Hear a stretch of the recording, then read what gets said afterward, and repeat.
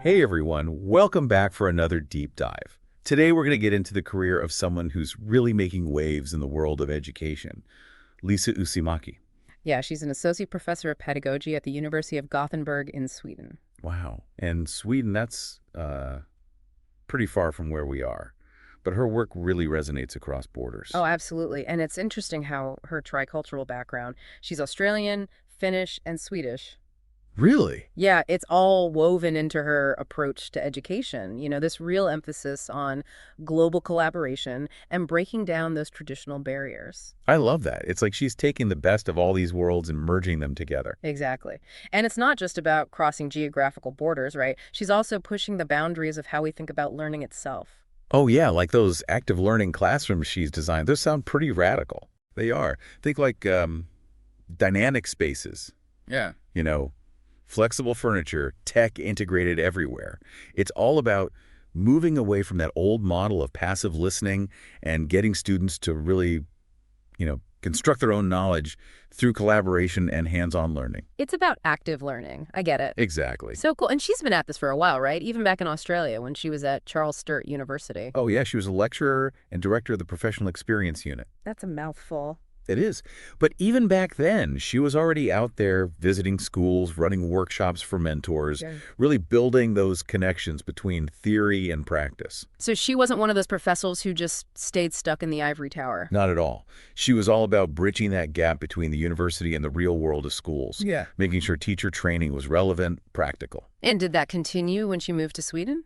Absolutely. That focus on real-world application is a thread that runs through her whole career. That's great. It's like she's saying, okay, let's not just talk about education, let's actually make it happen. Exactly. And in Sweden, at the University of Gothenburg, that's where things really took off. Curriculum renewal, leadership in incorporating technology. It's like she's not just keeping up with the times, she's ahead of them.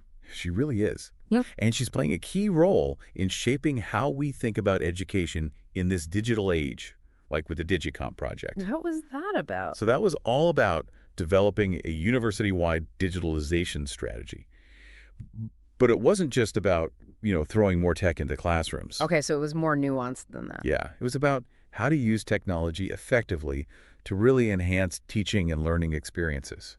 And it was all informed by her research on the ethics of care and her experiences supporting colleagues during the pandemic. That's interesting. So she's not just thinking about the tech itself, but about the human impact. Exactly. She recognized that digitalization needed to be approached thoughtfully with a focus on well-being, inclusivity, not just efficiency. That's so important. We hear so much about AI and ChatGPT these days. I wonder, does she have any reservations about all this? She definitely has a nuanced perspective. Yeah. She sees the potential benefits, of course, but she's also cautious Makes sense. about the ethical considerations and how these technologies can be misused. Her approach is all about careful evaluation, asking, how can we use this responsibly to improve education? I like that approach, being cautious. A lot of people are just jumping on the bandwagon without thinking it through. She's definitely not one of those people. She's a very proactive thinker. And that extends beyond her work in Sweden, too, right? She's got this incredible passion for internationalization, connecting with educators all over the globe. Oh, absolutely. Yeah. Her work goes way beyond just, attending conferences or giving presentations. Well, deeper than that. She's actively building lasting partnerships, like her recent teaching sabbatical in Australia. Tell me more about that. Well, it wasn't just about teaching. It led to a significant research collaboration with early career researchers from both Sweden and Australia. Wow, so she's building a global network of educators. I love that. She is, and her work with Mekelle University in Ethiopia shows her commitment to research in developing countries. Oh, yeah. What was that about? That was focused on understanding the impact of developmental aid partnerships between Sweden and Africa, particularly in higher education. Yeah. And it resulted in some insightful publications about the complexities of international research collaboration. That's amazing. It sounds like she's really making a difference on a global scale. She is. And it's not just about research and publications. She's also involved in this exciting project called EDUSTA. Yudusta. What's that? It stands for Erasmus Plus Teacher Academy. It's this initiative focused on sustainability education, bringing together partners from all over Europe. Wow, Europe-wide. That's impressive. It is. They're designing these micro-credentials and digital open badges for educators who specialize in sustainability. And I bet she's leading the way for Sweden. Of course. She's always at the forefront of innovation in teacher education. This is all so inspiring. I'm blown away by everything she's accomplished. But I have to ask, how does she manage to do it all? Research, teaching, international collaborations, it's mind-boggling. I know, right? It's incredible. What's fascinating is how she manages to weave all these seemingly separate things together. There's a clear vision that connects all her work, and a big part of that vision is the power of communication and sharing knowledge. Ah, I see where you're going with this. It's her podcast, isn't it? You got it. That's Life in Sweden.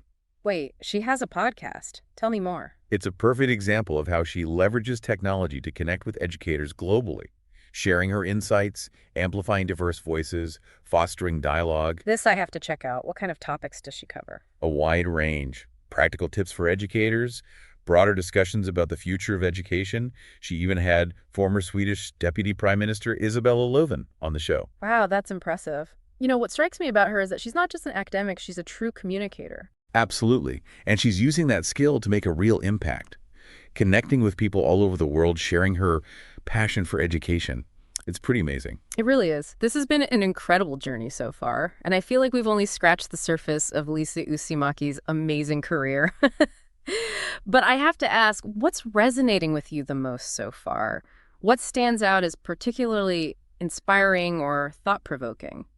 You know, for me, it's how she blends this global outlook with, a deep understanding of the human side of education. Yeah, that really comes through, doesn't it? It does. It's not just about, systems and structure. It's about building those connections and making sure everyone feels supported. That's so important, especially these days when everything's so fast-paced and people can feel, a bit lost. It's easy to forget about the human element and all the hustle. Exactly. But she seems to have found that balance. She has. Yeah. And that's something she's been doing throughout her career. You mentioned her work in Australia earlier. And I was thinking about her research on the cross-cultural experiences of pre-service teachers. During those international practicums, yeah. That must have been so formative for her, shaping her views on global education. What can you tell us about that research?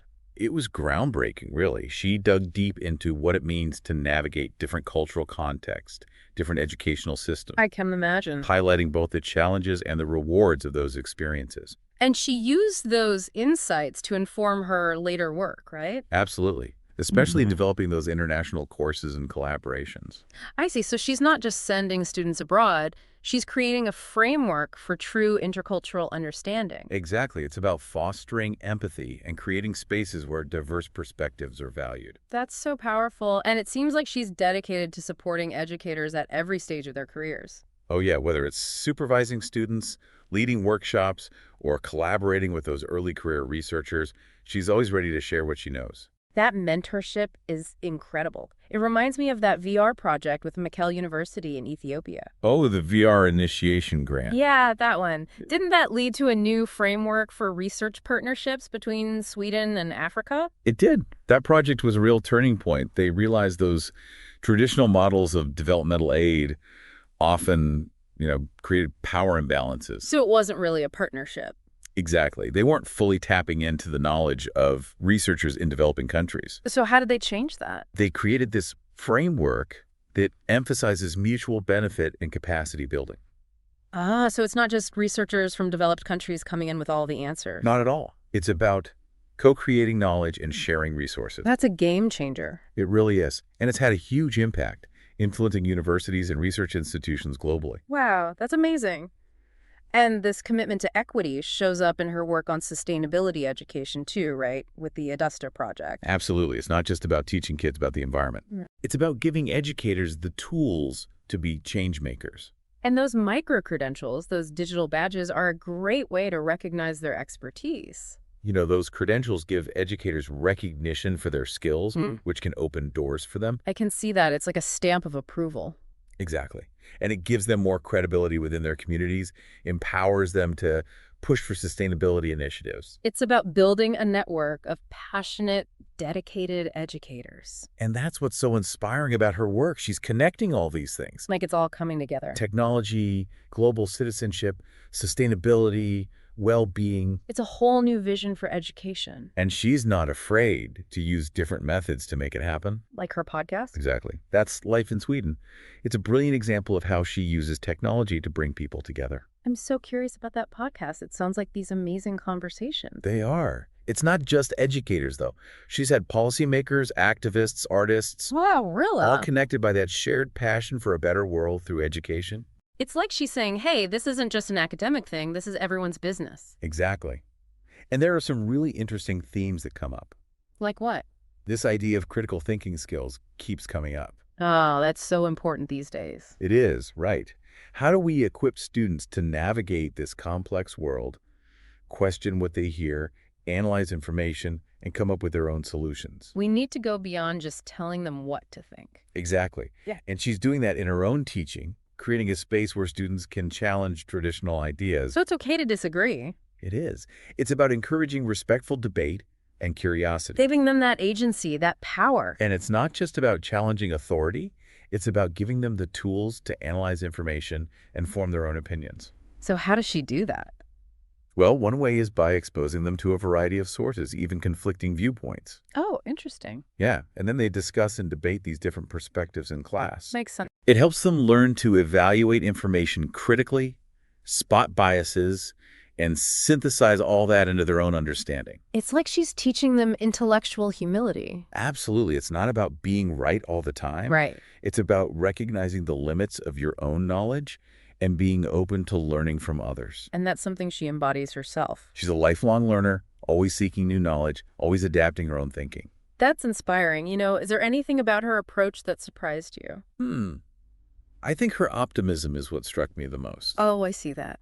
Even with all the challenges facing education today. Yeah, there are a lot. She still believes in its power to make a difference. It's contagious, that optimism. It is. Makes you want to believe, too. And it makes you want to get involved, do your part. Exactly. And what I love is that her work is so grounded in reality. It's not just theory. Right. She's not just talking about it, she's living it. And she's inspiring others to do the same. She does it all with this warmth and humility. It's genuine. It is. She's not trying to be a guru. Right, she's just sharing. Sharing her experience, her passion, inviting others to join her on this journey. It's like she's saying, come on, let's figure this out together. Exactly. And that's what makes it so powerful. You feel like you can be part of something bigger. And that even small steps matter. They do. It's not about waiting for someone else to fix things. It's about doing what you can right now. I love that. We've uncovered so much about what makes Lisa Usimaki so special. We have, but there's one more thing I want to explore. What's that? Her views on the role of technology in education, especially AI and ChatGPT. Yeah, we touched on that earlier, but I'd love to dive deeper. Me too. Let's talk about the ethical implications and how she uses technology to enhance teaching and learning. It's a complex topic for sure. It is, but she navigates it with such clarity and purpose. Yeah. It's a fast-moving landscape for sure. Yeah. But, she's not just swept up in all the hype. Which is easy to be, with everyone talking about AI this and ChatGPT that. Right, exactly. She sees the potential, absolutely, like personalized learning, instant feedback. Oh yeah, those are big ones. Huge, and even things like bridging language barriers. Yeah. But she doesn't shy away from the downsides. Like what? All the ethical stuff we worry about.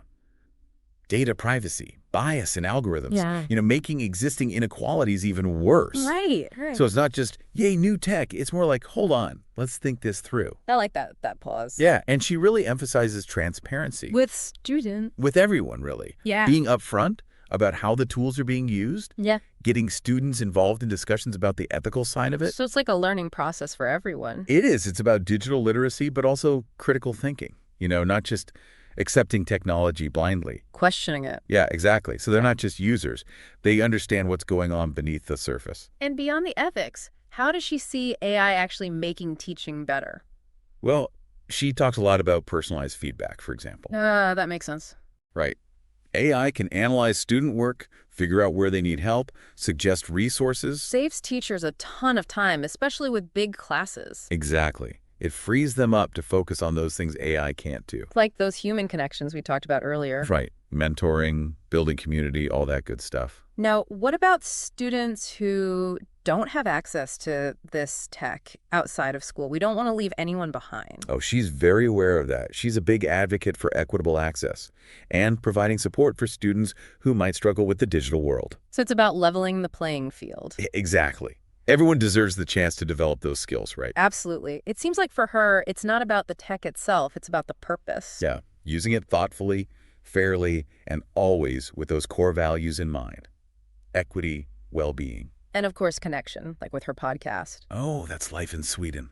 Such a great example of that. Bringing people together from all over. Yeah, sharing knowledge, having these thought-provoking discussions.